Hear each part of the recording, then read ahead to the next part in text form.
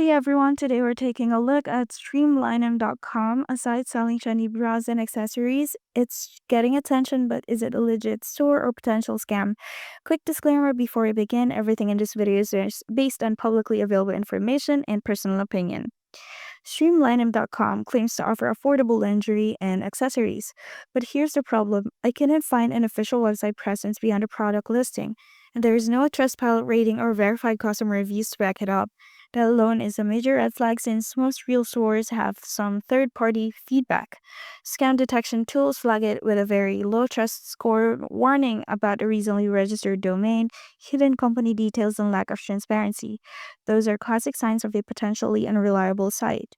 From what I can see, Streamlinem.com isn't established enough to say or feel safe.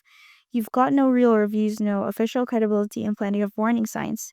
I'd say skip it for now unless you find a clear proof otherwise. If you've tried ordering from Streamlinem.com, drop your experience in the comments and don't forget to like and subscribe for more honest reviews before you shop.